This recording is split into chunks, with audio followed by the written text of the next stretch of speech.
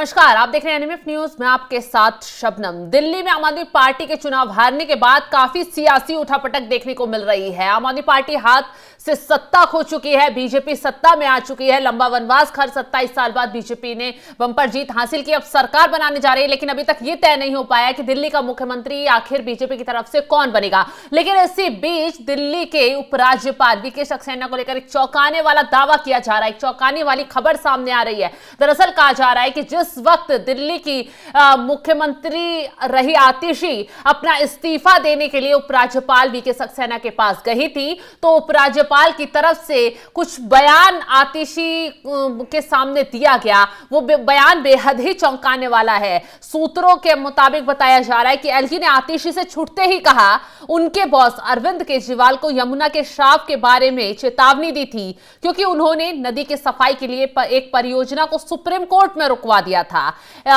एक रिपोर्ट के मुताबिक, राजभवन के सूत्रों के मुताबिक, आतिशी ने एलजी की बात पर कोई जवाब नहीं दिया। वहीं कहा जा रहा है कि एलजी सचिवालय ने वीके सक्सेना और आतिशी की इस टिप्पणी, इस बातचीत से भी इनकार कर दिया है और कहा है, बता दें कि श्राप के बारे में चेतावनी की जड़ें जो हैं 2 साल पहले वीके सक्सेना और अरविंद केजरीवाल के बीच काफी गतिरोध का कारण बनी थी। जब से वीके सक्सेना ने अपना यहां दिल्ली में कार्यभार संभाला, उसके बाद अरविंद केजरीवाल की सरकार जब सत्ता में रही तो उनकी बिल्कुल भी नहीं ठनी। कई मुद्दों पर विवाद होता रहा। यमुना का मुद्दा काफी अहम रहा और यही खबर सामने आ रही है कि यमुना के मुद्दे पर उस वक्त वीके सक्सेना ने श्राप दिया था। सूत्रों के मुताबिक ये बात कही जा रही है, लेकिन उपराज्यपाल कार्यालय की तरफ से मना कर दिया गया है कि ऐसी कोई बातचीत नहीं हुई है। लेकिन खबरें ये निकलकर सामने आ रही हैं कि आतिशी से एलजी ने ये कहा कि जो आम आदमी पार्टी दिल्ली की सत्ता से दूर रही, दिल्ली में हार गई, उसका कारण ये रहा यमुना की सफाई नहीं हो पाना। यमुना का श्राप आम आदमी पार्टी को लगा है। तो क्या कुछ कहा गया वो बताते हैं। श्राप के बारे में कड़ी चेतावनी की जड़ें जो हैं, हमने जैसे कि बताया 2 साल पहले वीके सक्सेना अरविंद केजरीवाल के बीच गतिरोध की से जुड़ी हुई हैं। यमुना में प्रदूषण के बड़े स्तर को देखते हुए जनवरी 2023 में एनजीटी ने नदी के कायाकल्प की निगरानी के लिए एलजी के अधीन में एक हाई लेवल कमेटी का गठन किया था।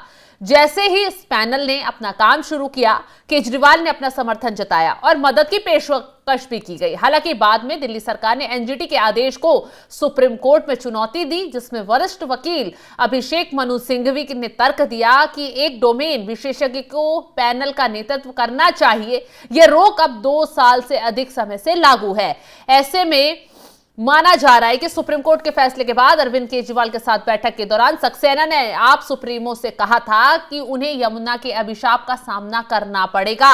सुप्रीम कोर्ट में दिल्ली सरकार के रुख में बदलाव का श्रेय नौकरशाही ने केजरीवाल के इस डर को दिया कि अगर इस प्रोजेक्ट को एलजी के अधीन क्रियान्वित किया गया तो इसका श्रेय आपको नहीं मिलेगा। 2015 में केजरीवाल ने 5 साल के भीतर यमुना को साफ करने का वादा किया था, लेकिन ठोस उपाय शुरू करने में विफल रहे। वादे को पूरा करने में उनकी आगामी चुनाव अभियान में एक बड़ा मुद्दा बन गई।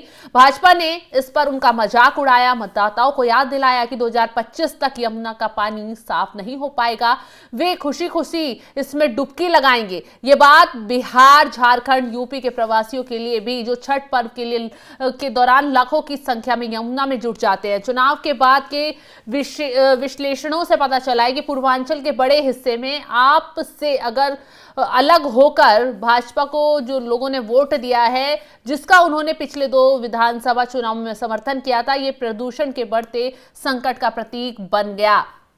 यानी कि यमुना की सफाई जो मुद्दा रहा, उस पर कहीं ना कहीं आपकी सरकार नाकामयाब साबित रही। हालांकि अरविंद केजरीवाल खुद सामने आए, उन्होंने कहा कि हमारी सरकार जो पिछले 5 साल जो बीते उसमें ये भ्रष्टाचार का मुद्दा सामने आ गया, नेताओं, बड़े बड़े नेताओं को जेल भेज दिया गया, उसकी वजह से कुछ कामकाज रुक गए, और फिर कोविड का समय था, उसकी वजह से कामकाज रुक गए। इसी वजह से यमुना की सफाई का जो मुद्दा रहा वो अधर में लटका रह गया, वो पूरी तरीके से मुकाम तक नहीं पहुंच पाया। हालांकि अब एलजी की तरफ से कहा गया कि यमुना यमुना का श्राप कि आपको लगा है यही वजह है कि दिल्ली में आम आदमी पार्टी की सरकार नहीं बन पाई है। फिलहाल जिस तरीके से अब आतिशी और एलजी की बातचीत हुई है, हालांकि एलजी हाउस की तरफ से इस तरह की किसी भी बातचीत से इनकार कर दिया गया है, लेकिन जो दावा किया जा रहा है कि दिल्ली में आम आदमी पार्टी किस वजह से दूर रही है उसको लेकर अटकलें लगनी शुरू हो गई हैं। वहीं दूसरी तरफ अब आम आदमी पार्टी पर एक और संकट मंडराता नजर आ रहा है।